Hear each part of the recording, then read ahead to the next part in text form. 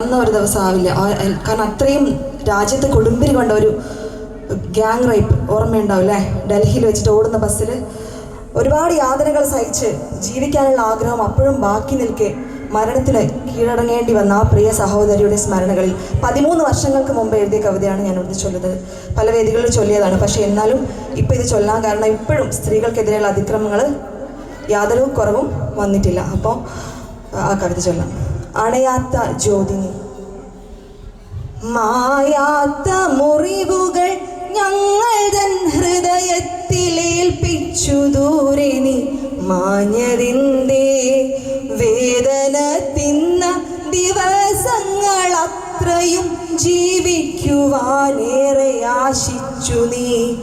അനുദിനം തളരും ശരീരവും നോവും കണ്ണുനീർച്ചാലും ബാക്കി നിൽക്കേ ജന്മം നൽകിയോരച്ഛനും അമ്മയ്ക്കും തുണയായി നിൽക്കുവാൻ വെമ്പിയോ നീ. സ്വപ്നങ്ങൾ ഒരുമിച്ചു നെയ്ത സുഹൃത്തിനെ പിരിയാതിരിക്കാൻ വിതുമ്പിയോ നീ. ഉള്ളിൻ്റെ ഉള്ളിൽ നീ നട്ടു വളർത്തിയ നല്ല സ്വപ്നങ്ങളും നിന്നിലെ നിന്നെയും സ്വാർത്ഥ വികാരങ്ങൾ തന്മൂർത്തവേളയിൽ നിർവികാരം ചുട്ടെരിച്ചു ചിലരവ്. കരയുവാനല്ല ജീവിക്കാൻ കൊതിച്ചു നീ തളരാത്ത മനസ്സുമായി മുന്നോട്ടു പോകുവാൻ. പ്രാർത്ഥനകളെല്ലാം വിഫലമായി തീർന്നെന്ന് മണ്ണോടലിഞ്ഞു നീ ചേർന്നൊരാവേളയിൽ സ്വപ്നങ്ങളും നിന്റെ പ്രിയമുള്ളതൊക്കെയും വ്യർത്ഥമായി നിന്നോടലിഞ്ഞു ചേർന്നു. 1000 മെഴുകുതിരികൾ ജ്വലിക്കുന്നു, വാക്കുകൾ പ്രതിഷേധ ജ്വാലകളാവുന്നു. ഇത്രയും യാതന പേറുവാൻ മാത്രം തെറ്റെന്തു ചെയ്തവൾ ഭൂമിയിൽ പറയുക.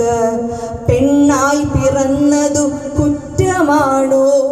തളിരിട്ട താരുണ്യം ശാപമായോ? കൊത്തി വലിച്ചു പറിച്ചു കീറാൻ മാത്രം ഹൃദയശൂന്യർ നിങ്ങൾ മനുഷ്യരാണോ? പെണ്ണ് വെറുമൊരു ശരീരമല്ല, രതിസുഖം നൽകുന്ന പാവയല്ല.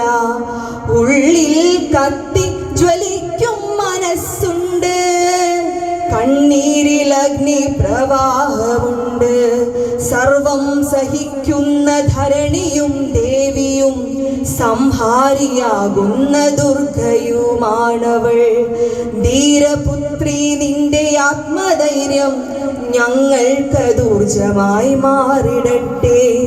ഇനിയൊരു ശാരിയും ഇനിയൊരു സൗമ്യയും ഇനിയൊരു ജ്യോതിയുമില്ലാതിരിക്കുവാൻ ഞങ്ങൾ തൻ ഹൃദയ തീരങ്ങളിൽ സോദരി ജ്വാലയായി പടരട്ടെ നീ രക്തസാക്ഷിയായി.